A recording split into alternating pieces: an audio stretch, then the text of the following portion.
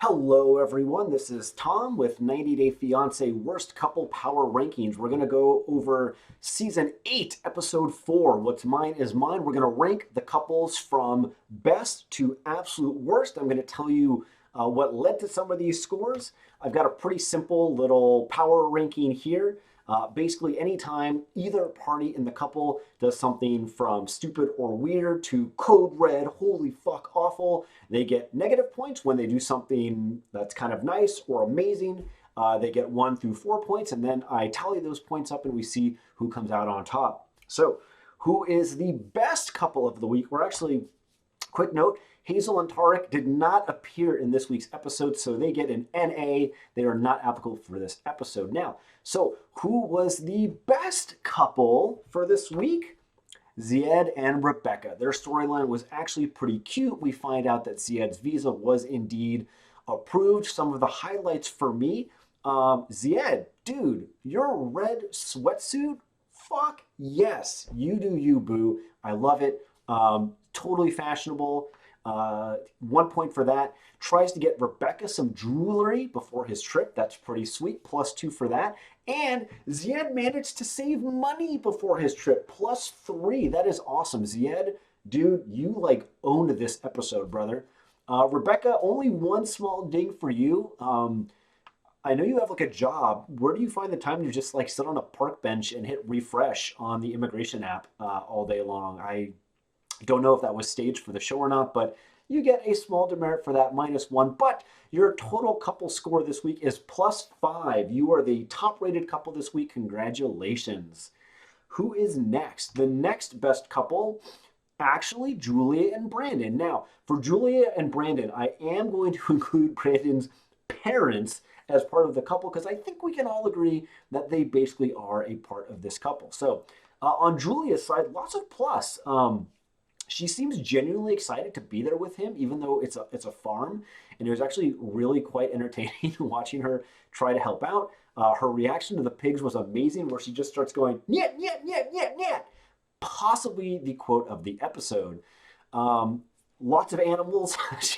She has some really fun quotes. She goes, "It's a lot of animals. I don't understand. It's crazy." And at one point, she was telling her Brandon's mom something, but she was kind of just BSing Brandon's mom. And then for the camera, she goes, "I say cute, but no, this is stupid. This is crazy. I don't live here." So Julia gets all sorts of points for saying what all of us are thinking. She gets one minus point for apparently believing that Brandon is going to relocate. I feel like that's pretty naive, given what she's seen so far. If she thinks Brandon is going to leave her parents, highly unlikely. As for Brandon, their parents, his parents left a bowl of condoms in his room, but his parents are not letting them sleep together in the same room. So I don't get it. You don't want them sleeping in the same bed, but you want them having safe sex, or do you just know that? I don't get it. What's the deal with them spending the night together? If it's a sex thing, then why put out a bowl of condoms, which kind of encourages that? So I don't understand his parents for a multitude of reasons because they're fucking crazy.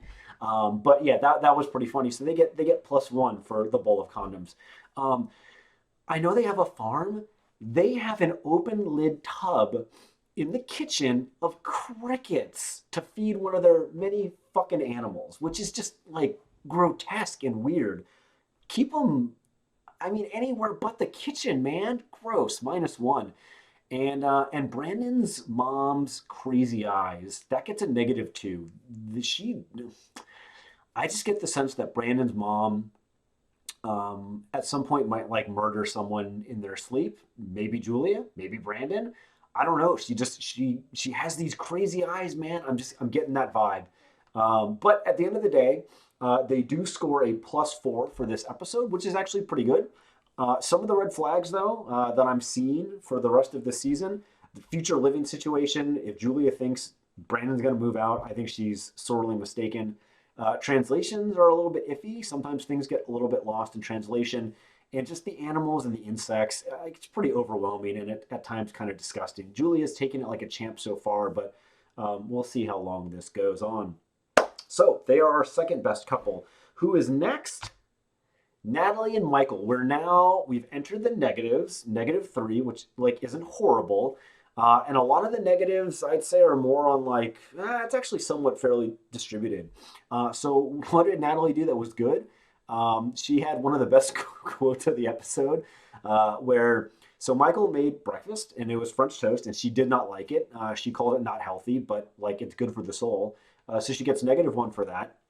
But then she goes in the fridge, gets some carrots, walks over the corner and just is like, I'll just eat my carrot in the corner. And it was probably one of the funnier parts of this episode. Um, like on the one hand, Natalie seems kind of like genuinely excited to like see the town, and I guess that's good. But then she realizes how bad the town sucks, which is like a +1 -1 because she's still complaining a lot, but the town does kind of suck. And she was like at one point, hey, I'm going to clean the house out of boredom, which is good. But like she's only doing it out of boredom, not because she actually wants to clean the house. She also gets a -1 for washing eggs. That is weird. Why would you wash an egg when you're just all you care about is what's inside the egg? I don't understand that. I know it's a cultural thing and I don't want to be insensitive, but washing eggs seems weird. And the most annoying part of Natalie this episode is that she's still bitching about the weather. Like, you are from the Ukraine. You did not move here from the Caribbean or from the Sahara Desert. You came from the Ukraine. How are you not used to freezing cold weather and snow? Like, I don't understand it, which makes me think that Natalie is just a complainer. And Lord knows she's complained about everything, and that still really irks me about her. On Michael, he made a nice Sunday breakfast. That was cool. When Natalie said that the French toast was unhealthy, he offered her syrup, which is a +1 -1 because it's a -1 because obviously he doesn't understand what healthy or unhealthy means, but a +1 because it was freaking hilarious. So I will say though that he really didn't prepare for Natalie arriving. I know that it was like a bit of a time crunch, but you could have cleaned the house a little bit. You could have gotten her some food. Like he could have done like a bare minimum amount of stuff, and he really didn't. So I'm starting to get the impression that he doesn't really want to be with Natalie anymore, but he needs the publicity to make money to pay off his debts. So we'll see if that kind of comes to fruition. And then, like, Natalie basically tells him, I know about these famous waterfalls, Snoqualmie Falls. Fun fact, I live about 20 minutes away from Snoqualmie Falls. It is, in fact, beautiful, and you can stay at a hotel there, and you can get, like, brunch and lunch and dinner there. It really is quite beautiful. And Michael, I guess in Swim, they're about, like, I don't know, maybe 2+ hours away. And Natalie really wants to go, and Michael's like, oh, well, we can't go. I can't plan this out for 4 days out. And it's like, why not, dude? Hop in your car, make a reservation for the night. It's only like a day thing. I don't understand why he couldn't actually plan this sooner than like 2 weeks away. So that was kind of weak on Michael's part. And then he gets a -1 for telling Natalie, hey, this is where I get my haircut over there. A, Natalie doesn't care. B, the audience doesn't care. C, it kind of reinforces like how lame your town is. But anyway, some serious red flag coming up for them. One, like they're not on the same page with diets or with thermostats or with coping mechanisms. It seems like when Natalie has an issue, she just wants quiet. And when Michael has an issue, he wants to talk it out. So I don't know if that's going to be compatible. By and large, I'm surprised their score is only -3. I guess it should be -4 because I counted the Sunday breakfast twice. My bad, oopsie. But either way, I anticipate them getting lower and lower scores. All right, I think, okay, Brian and Stephanie, the new couple. So we haven't seen them. This is the first time we've seen them. I don't even know what to say, man. We don't see a lot of Brian. So it's mostly just Stephanie. And I give her a lot of credit for building 2 successful businesses. Good for her. The painting of her and her cat was hilariously awesome, +1. But dude, she does like youth serum shots every morning. I'm pretty sure this lady would drink like baby blood if she was given the opportunity. She hand feeds her cats and talks to them, which I found kind of like weird.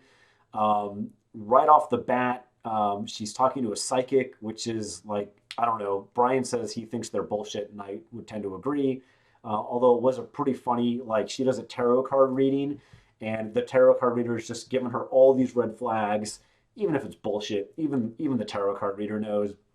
And Stephanie is just, she's not like having any of it. She's just, dismissing it, excuse. She sees nothing wrong. So, like, whatever. But right off the bat, she's like super untrusting, and she feels she's pretty convinced that Brian is like cheating on her. And like, maybe he is, but that doesn't seem super healthy. But the icing on the cake moment from this entire episode is that she basically says, "Oh, I've got this secret I haven't told Brian, and I don't think he's going to be happy about it." And meanwhile, remember, she's worried about his fidelity. And then she says that, I guess, on one of her trips, Brian and Stephanie had some kind of fight, and she was going to leave. And then she was talking with Brian's cousin, and the cousin, which douchebag move, basically invites himself over, and Stephanie and the cousin bone. They go to Fucktown. So Brian doesn't know that his Eskimo brother is his own cousin. So fucked up on all sorts of levels. Stephanie, what were you thinking? You should have told him a long time ago. -4 points. This is the biggest point demerit in this entire recap. So, dude, red flags up the wazoo. 1, she's clearly a sugar mama, and I don't think she wants to admit it. 2, her eyebrow thickness is really kind of off, and I feel like it's half eyebrow, half painted on, so that's doubly weird. But the big red flag is going to be infidelity. She doesn't trust him, and pretty soon he's not going to trust her, and rightfully so, because she banged his cousin. This show, it's madness. Okay, I'm pretty sure we have 2 couples left. The second to worst couple was AMIRA and Andrew. No faults for AMIRA in this episode, just a lot of faults for Andrew. Like, dude. Okay, first, he picked a resort for them in Puerto Vallarta, and +2, it looks pretty nice. I imagine if she arrives, that they will have a good time there. But 2 huge issues. 1, you relied on the internet for pandemic workarounds, which is just like, this poor girl is flying halfway around the world, and you're relying on like frickin' 4chan and QAnon websites to try and hack immigration laws during a global pandemic. So fuck you, Andrew. Like, wrong. Just no.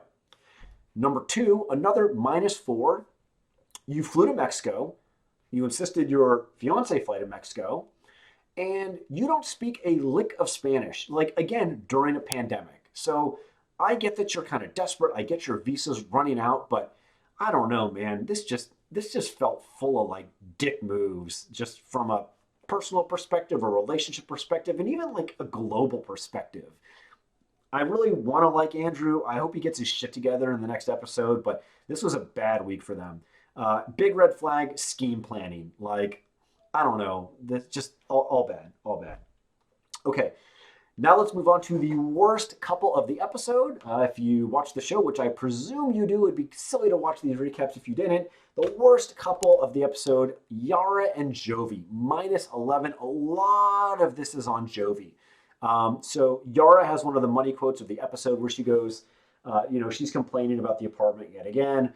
And she just goes, "Sorry, baby, nothing is expensive here." But then JOVI goes, "It's better than the shit you had back home." And maybe that's true. I mean, like, did you think JOVI was rich? Did you think every American was rich? Why did you come if you thought it was going to be so horrible?